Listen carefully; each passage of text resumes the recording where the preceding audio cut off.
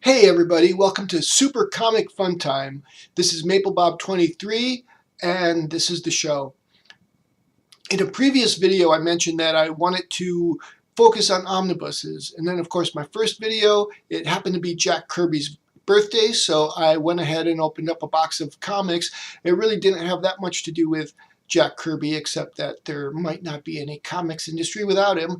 And I was looking through the box of comic books after I did the video, and there are some really good books in there. It's like while I was doing the show, I could not really focus on them. It's like that thing when you go to an event and you're taking pictures and you miss the event because you're taking pictures of it. So, cheers. It's after work. I was also experimenting with my camera and my computer. I tried to do a video the other day and the sound was really bad, so I got smart and I downloaded the actual drivers for this camera, which is a Logitech C525. It's pretty old, but hopefully it's good enough. Mostly my studio is on my camera, and the camera is very easy to use, and I got some editing software on there so I can do some stuff. But I wanted to be at my desk for this one. So at any rate, like I said, that I wanted to promote omnibuses because I love them. They're my favorite form of comic book right now because you get everything in one issue. Now, there's a difference between an omnibus and a collected edition. What happens is a comic book will run for 6 or 8 issues, and then they'll put out what's called a trade paperback, and you get like half a year or so in that paperback, and that's just how they do it. But sometimes you have something like an event. One of my favorite omnibuses from a year or so ago, I think it happened last summer, but that's not right because I ordered it. It came out the summer before, and I didn't read it till last summer, but it was what was it? Stage Fright. Anyways, it was Onslaught, X-Men Avengers Onslaught, which was a huge tome, and I would read that after work, and the way they put that book together, or the way they originally did it, all of the issues coming together, it was just so much fun to read, and I always wanted to know what was happening in the next issue. And sometimes it isn't like that. I also got the Age of Apocalypse last year because of the movie, which I still haven't seen the movie, but that's been sort of a slog for me. I still have a bit to go in that, and I realized some parts of it I really like, and some of the books I don't really care about the story in there, and so when I get to those stories I don't care about that much, it slows it down for me, and it doesn't have that holistic feel that Onslaught has. So I know it's like a very beloved crossover event, especially from people in the 90s, but I prefer Onslaught. At any rate, today I want to tell you about my most anticipated upcoming omnibus, which is Jack Kirby's Fourth World Omnibus. Now, because of that, I don't have anything to show you, but I can show you this. This is an edition that was done in the 80s. It's called The New Gods, and The New Gods were a creation of Jack Kirby. I'm reading, what's it called? Marvel, The Untold Story. And in the 70s already, early 70s, Jack Kirby wanted to kill off Thor and all of the gods of Asgard and launched this thing he'd been working on in secret called the Fourth World. The Fourth World is where the new gods come from. He just wanted to, it's just amazing how his mind must have worked. I really need to read a biography of Jack Kirby if there is one.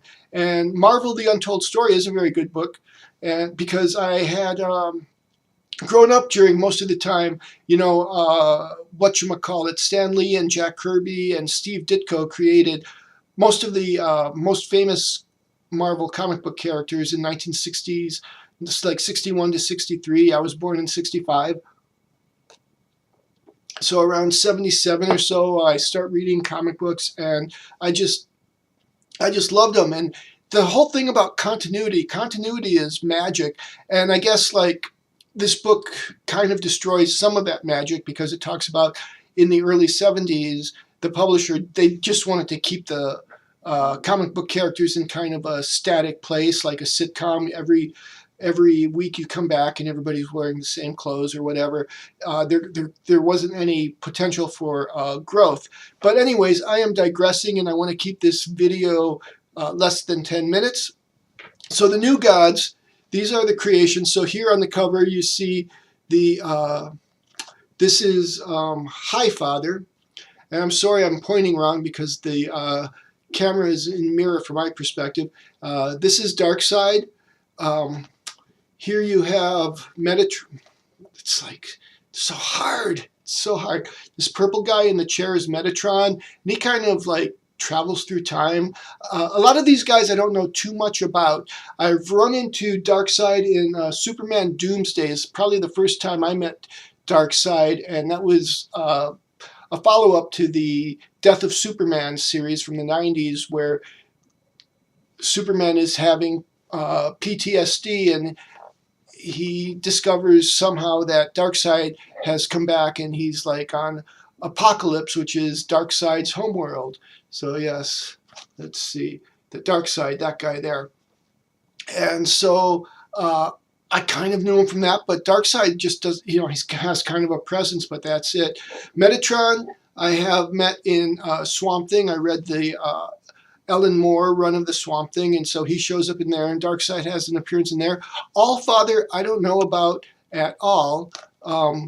Here, this guy, he looks to me like a character from Dr. Seuss. He looks like one of the Who's from Whoville. This is Mr. Miracle. Now this book here, I haven't read the whole thing yet, but I read the first story in here, and it's a Mr. Miracle story, and I finally know who Mr. Miracle is. So what happens is in the Fourth World, there's this constant war between Apocalypse, which is sort of like hell, it's Darkseid's realm, and I'm not sure what High Father's land is called. At any rate, there's this constant war in between them, so at some point they decide to trade sons. And let's see, the son of Darkseid is this kind of hairy, brutish looking fellow here, and Mr. Miracle is brought up on Darkseid's world, and he just knows there's something wrong. He doesn't fit in. He's not a drone, and Darkseid just demands total obedience. Darkseid is looking for something called the anti-life equation. The anti-life equation is an equation that will prove that life is meaningless, and you all might as well submit to the will of Darkseid anyways. And that's the big thing Darkseid is looking for. And in the Ellen Moore run of Swamp Thing, this comes up a little bit. But at any rate, I'm really excited for Jack Kirby's Fourth World Omnibus. Excuse me, because that is going to be like everything that Kirby wrote in the 70s when he left Marvel to go to DC. You see, what happened is like comic books for the creators were terrible. It's like Stanley, Jack Kirby, Steve Ditko, they create these characters, but they have no rights to them. They just belong to the publisher. And so they're trying to change that, and Stan Lee was kind of a showboat. Stan Lee is like his own person, and he would like kind of take the credit because he just had that personality, and it's like really hard. I'm an introvert myself, and so it's a lot of times it's hard to stand up and take the credit, and like, what are you going to do with it anyways? Like somebody like Stan Lee, he can take that credit, and he went on to work on other magazines. He became the publisher eventually, and he was very interested in bringing these characters to the television and the big screen. I still remember when I was a kid reading the comic books, Stan Lee had still been writing Stan's Soapbox, and then I think he was going to stop even doing that so he could like concentrate in bringing films out. And I think he talked about, in the early 80s, they were talking about a Silver Surfer film. Could you imagine that? And so we didn't get Silver Surfer on film form until, I think, 2002, 2003, the second Fantastic Four movie, which I haven't seen. I tried to watch the first Fantastic Four movie, and I couldn't get through it. It just is like, there's no substance there. It doesn't, I think the Thing, and I can't remember the actor who plays him, Michael Chiklis, he had the most humanity of all the characters, and I think maybe they should have just done a Thing movie and done flashbacks to the Fantastic Four. But I also think it's hard to make it now because in the 60s you had like just different things going on. It was a completely different world, and you could make it now, but it's going to be different. I'm a big fan of that too. It's sort of like one of my favorite Philip K. Dick books is Time Out of Joint, and there were attempts to make that into a movie, and then the Truman Show came out. And while the Truman Show, I think it could be considered, if it had been, if they had bought the rights and did the Truman Show, it could be considered a fair adaptation of the book. I mean, it runs on similar themes, working in an ersatz world, but the stories are still vastly different. Cheers. So anyways, originally I wrote the blog post for this video a couple of days ago, and I'll probably have to edit that. I don't know if this video will go up today. It's Friday the 22nd, first day of fall, 2017. And I'm not sure if this will go up. I was just reading through what I wrote the other day, and I need to tighten up the prose a little bit. But originally I was just going to like do a list of some of the, 3 or 4 of the omnibuses I'm looking forward to. But I started to write so much about the Kirby omnibus, and this New Gods, and he had like there were like 3 or 4 titles. There were the New Gods. There was there Mr. Miracle? I don't remember. There, when he first went to DC, he kind of said like, "What's your worst selling title?" And I'll work on that. And it was like Superman's pal Jimmy Olsen, and he started to work in some of the concepts that he had worked on at Marvel, like in his spare time when he wasn't working for Marvel. He really wanted to do this New Gods thing, and he got the chance. Now, my understanding is that while the artists did a lot of the plotting, they actually created most of the story, but then Stan Lee would do the word balloons. And I think just Stan Lee had the gift for that. They're cheesy, they're corny, but they work. And my understanding of Kirby's The New Gods is the dialogue is kind of stilted. But a lot of times I can get past something like that if it's something I'm excited about. And I do think that The New Gods is groundbreaking.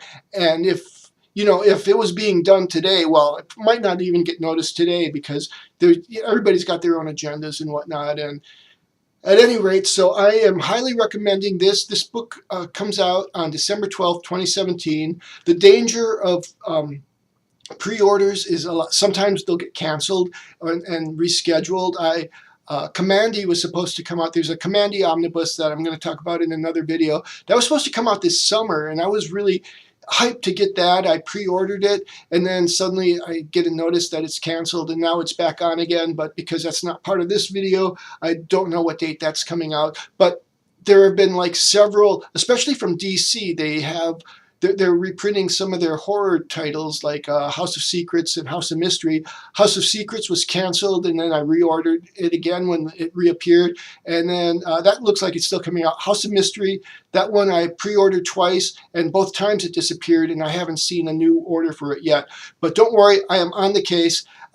Link down in the description for the Jack Kirby's Fourth World Omnibus. And I think I'm probably going longer than I want to, so I'm going to say peace out. Look for my blog. I'll put the link in the description for that. If you have any suggestions for me, I'm willing to take anything to learn. It just took me a couple of days just to work off my computer to get the microphone to a sound level that I could hear it with. I tried my headphones, and finally I just downloaded the software, which I don't know why I didn't think of that before. Because it's probably because I plugged in the camera and it worked, and so I didn't think about downloading the software. Anyways, I love you guys. I love comic books. They are the opera without music, and you can add your own music anytime you want. And someday I'm going to talk about my playlist for listening to comic books. So again, if you want to support this channel, please use my Amazon link down in the description, and I will talk to you soon.